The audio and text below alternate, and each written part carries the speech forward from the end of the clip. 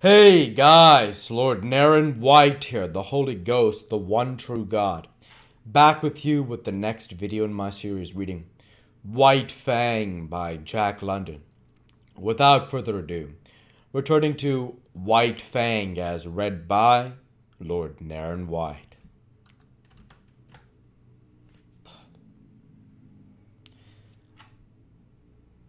It got half of it, he announced. But I got a whack it just the same. Do you hear it squeal? What did it look like? Henry asked. Couldn't see. But it had 4 legs and a mouth and hair and looked like any dog. Must be a tame wolf, I reckon. It's damn tame. Whatever it is. Coming in here at feeding time and getting its whack of fish. That night, when supper was finished and they sat on the oblong box and pulled their pipes, the circle of gleaming eyes drew in even closer than before. I wish they'd spring up a bunch of moose or something and go away and leave us alone, Bill said. Henry grunted with an intonation that was not all sympathy, and for a quarter of an hour they sat on in silence. Henry staring at the fire, and Bill at the circle of eyes that burned in the darkness just beyond the firelight. I wished we was pulling into McGurry right now, he began. Shut up your wishing and your croaking, Henry burst out angrily. Your stomach's sour. That's what's ailing you. Swallow a spoonful of soda and you'll sweeten up the wonderful and be more pleasant company. In the morning, Henry was aroused by fervid blasphemy that proceeded from the mouth of Bill.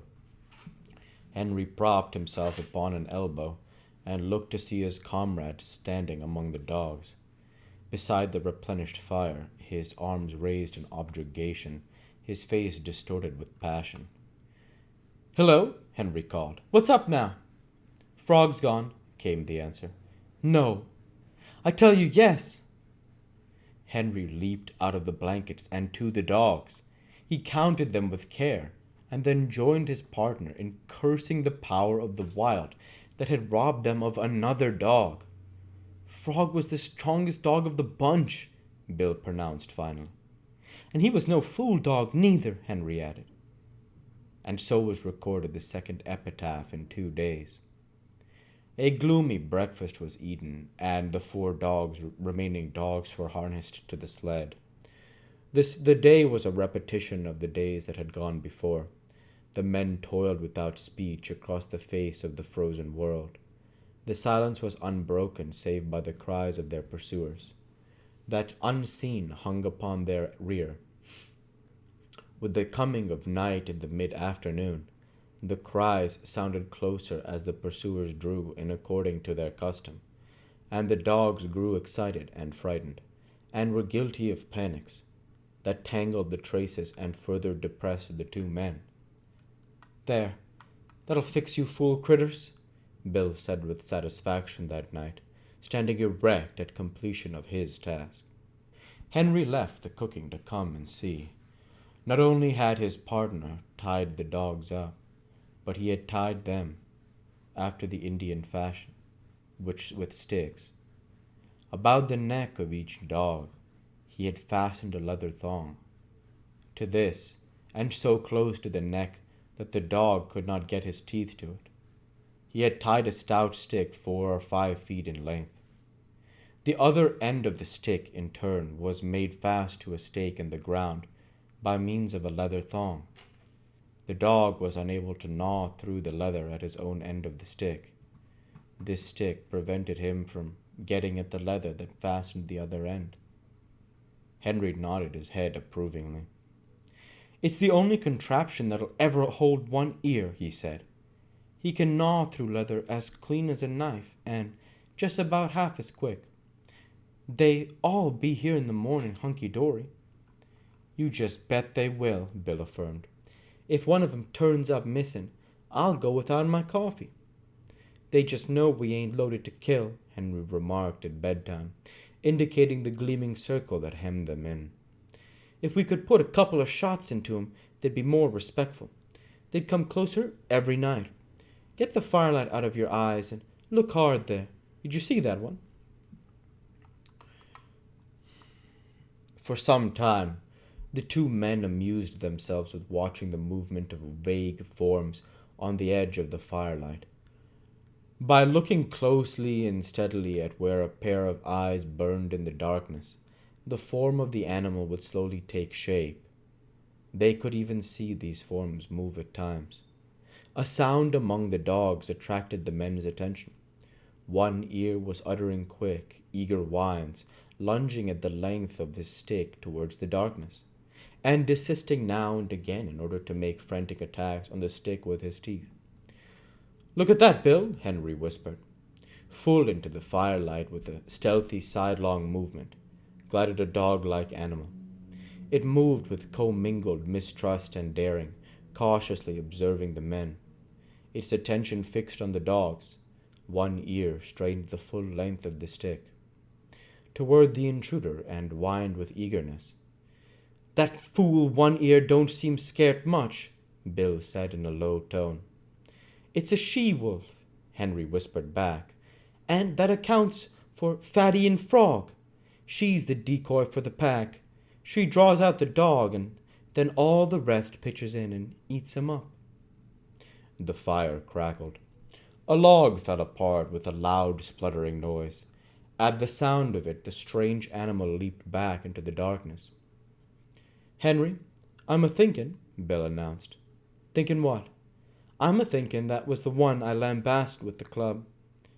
"Ain't that the slightest doubt in the world," was Henry's response. "And right here I want to remark," Bill went on, "that animal's familiarity with campfires is suspicious and immoral." "It knows for certain more'n a sleepin' self-respectin' wolf ought to know," Henry agreed. "A wolf that knows enough to come in with the dogs at feedin' time has had experiences." "Old Villain had a dog once that ran away with the wolves," Bill cogitates aloud. "I ought to know. I shot it out of the pack in a moose pasture over on Little Stick, and Old Villain cried like a baby. Hadn't seen it for 3 years," he said. "Been with the wolves all that time." "I reckon you've called the turn, Bill. That's a wolf's dog, and it's eaten fish many's the time from the hand of men. And if I get a chance at it, that wolf's that's a dog'll be just meat," Bill declared. "We can't afford to lose no more animals." "But you've got only 3 cartridges," Henry objected. "I'll wait for a dead sure shot," was the reply. In the morning, Henry renewed the fire and cooked breakfast, to the accompaniment of his partner snoring. You was sleepin' just too comfortable for anything," Henry told him, as he routed him out for breakfast. "I hadn't the heart to rouse you." Bill began to eat sleepily. He noticed that his cup was empty and started to reach for the pot, but the pot was beyond arm's length and beside Henry. "Say, Henry," he chided gently, "ain't you forgot something?" Henry looked about with great carefulness and shook his head. Bill held up the empty cup. "You don't get no coffee," Henry announced. Ain't run out?" Bill asked anxiously. "Nope." "Ain't thinking it'll hurt my digestion?" "Nope." A flush of angry blood pervaded Bill's face. "Then it's just warm and anxious I am to be hearing you explain yourself," he said. "Spanker's gone," Henry answered. Without haste, with the air of one resigned to misfortune, Bill turned his head, and from where he sat counted the dogs. "How'd it happen?" he asked apathetically. Henry shrugged his shoulders. "Dunno, unless One Ear gnawed 'em loose. He couldn't have done it himself, that's sure." "The darn cuss," Bill spoke gravely and slowly, with no hint of the anger that was raging within. "Just because he couldn't chew himself loose. Just because he couldn't chew himself loose, he chew Spanker loose." "Well, Spanker's troubles is over anyway. I guess he's digested by this time and cavorting over the landscape in the bellies of 20 different wolves," was Henry's epitaph on this, the latest lost dog. "Have some coffee, Bill?" But Bill shook his head.